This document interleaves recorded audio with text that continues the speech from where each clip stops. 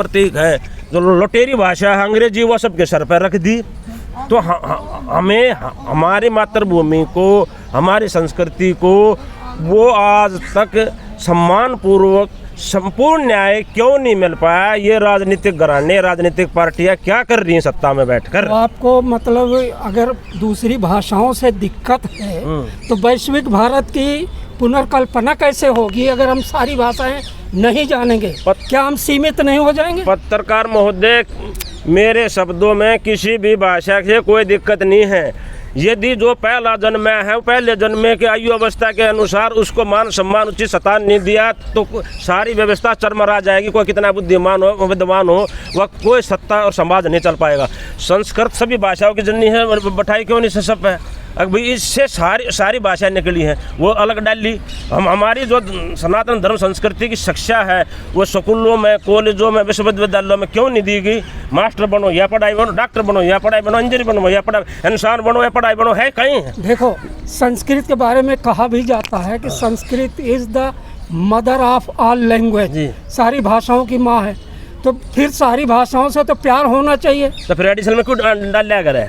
क्या चाहिए? एडिशनल में डाल लेंगे उसमें को पढ़ो ना पढ़ो, ध्यान दो ना दो, ना नौकरी मिले ना और कुछ। अंग्रेजी तो ऐच्छिक भाषा है पंडित जी, अंग्रेजी तो ऐच्छिक है, पढ़ाओ ना पढ़ाओ वो आपके ऊपर डिपेंड करता है। ज़्यादातर लोग क्यों पढ़ाना चाहते हैं प्राइवेट स्कूलों में? अरे सुनो, पढ़ाओ ना पढ़ाओ, जब बगैर इंग्लिश के कहीं कोई वैकेंसी ना है, नौकरी ना है, अरे तो फिर मजबूरी में पढ़ानी पड़ेगी। ये जिम्मेदारी बिल्कुल आपने बहुत बड़ी सवाल उठाई कि हिंदी की तरफ से रोटी रोजी का ही प्रबंध सरकार नहीं करा पा रही है। ये गलती दूसरी भाषाओं की नहीं, हमारी व्यवस्था की है जी। राष्ट्रीय अध्यक्ष रामवीर सिंह जी, मुख्य सवाल तो आपसे ही है। जिस संस्थान के ऊपर आपको आक्रोश है, आक्रोश कहीं न कहीं जायज़ है।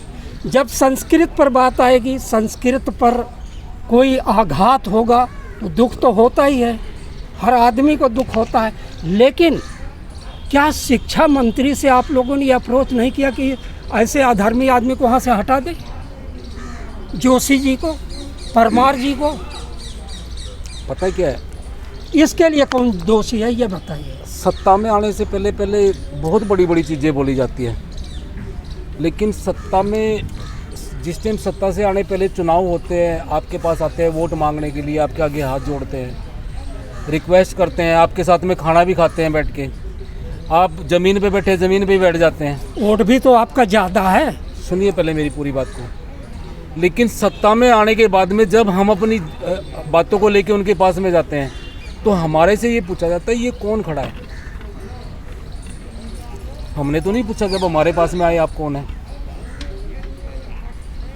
और बाद में फिर हमें ही क्वेश्चन मार्क किया जाता है और हम कुछ बोलते हैं, जो कार्य जो चीज़ों को लेके हम वोट करते हैं वो चीज़ें नहीं होगी तो फिर आक्रोश तो होगा, गुस्सा तो आएगा। सरकारी संस्थान है, क्या कभी आपने प्रदेश मुख्यमंत्री से इस बारे में दखल देने? हाँ, उनका क्या जवाब? मैं सभी को ज्ञापन दे चुका हूँ, जो अपने सीएम धामी जी है उत्तराखंड में, वहाँ के शिक्षा सचिव है, शिक्षा मंत्री है, एसपी महोदय, डीएसपी है, और अपनी राष्ट्रीय जल सुरक्षा एनआई है उसको भी हमने पत्र लिखा है, और आदरणीय प्रधानमंत्री मोदी जी को भी हमने पत्र दिया है। उन्होंने विचाराधीन में डाल दिया मसला, लेकिन हमारी कोई बात नहीं सुनी गई है, तो जब भी हमें यहाँ पे आना पड़ा है। और अब आज फिर हम ज्ञापन लेके आए हैं, अगर वो हमारी बात नहीं सुनेगी, आज तो एक छोटा सा हमने एक शुरुआत की है इस चीज़ की, हम इसको आज ज़्यादा बड़ा भी नहीं, मैं असली में बताऊँ हम इसको ज़्यादा बड़ा भी नहीं करना चाहते थे, एक छोटा सा हमें करना था अपना मैसेज देने के लिए। अगर हमारी बातों को इग्नोर करेंगे फिर इस आंदोलन को हम दिल्ली जंतर मंतर ही नहीं पूरे भारत में लेके जाएंगे। चलिए, हम ज़्यादा दूर नहीं जाते आपसे, आप काफ़ी बोल चुके हो पहले ही। अगर वैधानिक संवैधानिक सलूशन नहीं निकल रहा है तो क्या करेंगे?